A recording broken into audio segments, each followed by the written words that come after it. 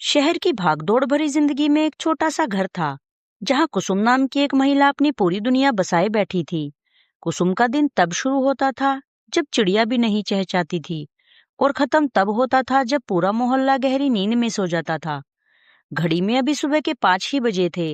Alarm की आवाज पर कुसुम ने भारी मन से आंखें खोली। कमर में हल्का दर्द था, पर फुर्सत किसे थी। रसोई में बर्तनों की खनक शुरू हो गई।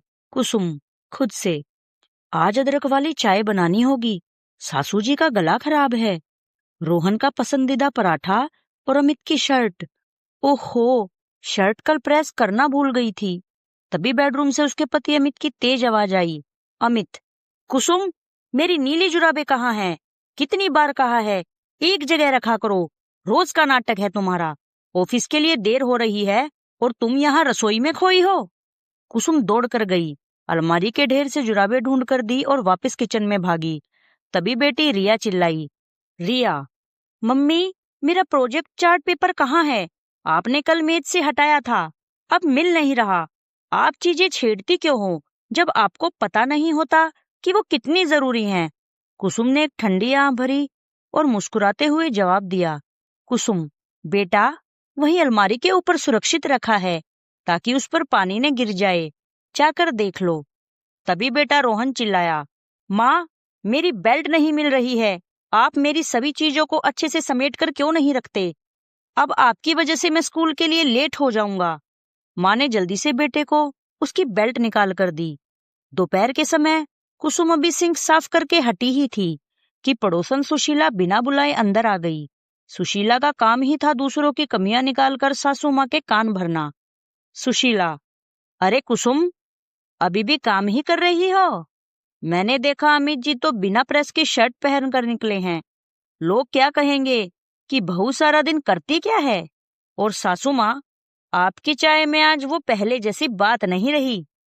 सासू माँ ने भी सुशीला की हाँ में हाँ मिलाई। सही कह रही हो सुशीला, आजकल की बहुओं का मन काम में कम और आराम में ज्यादा रहता है। शाम को पूरा परिवार डाइनिंग टेबल पर बैठा था। कुसुम रसोई में पसीने से तरबतर गर्म रोटियां सेक रही थी और एक एक करके सबको परोस रही थी। सासू माँ, बहू, दाल में नमक फिर तेज कर दिया।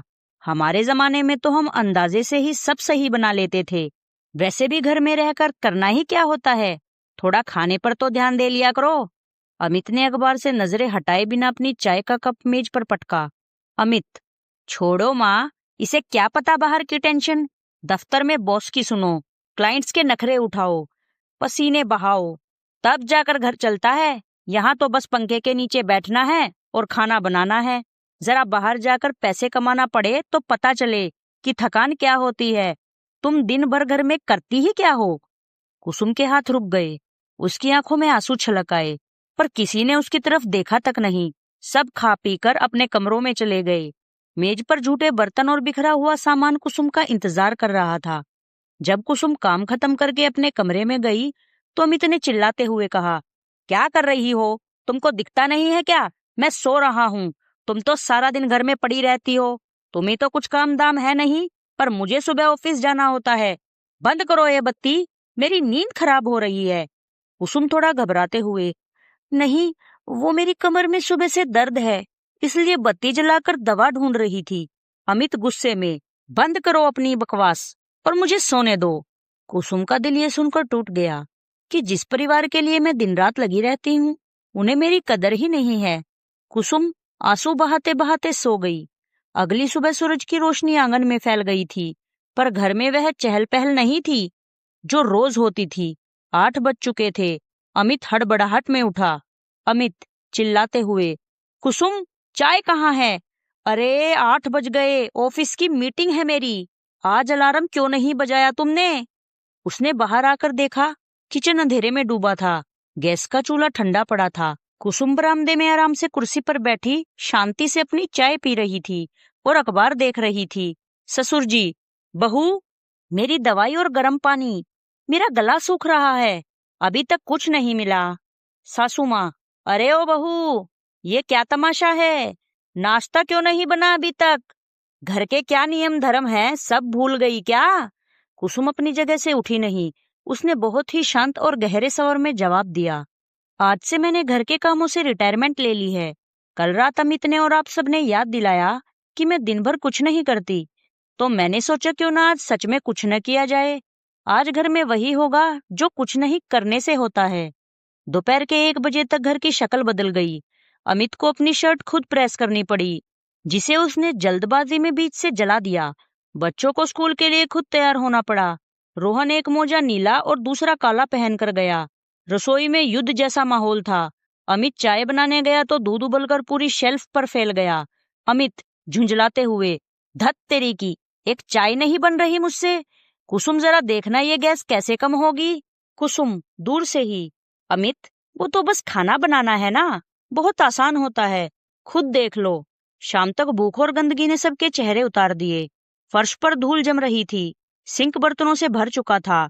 बच्चों को अपनी किताबें नहीं मिल रही थी, अमित को अपनी जरूरी फाइलें नहीं मिल रही थी।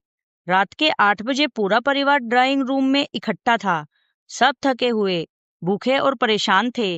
अमित धीरे से कुसुम के पास आया और उसके पैरों के पास बैठ गया।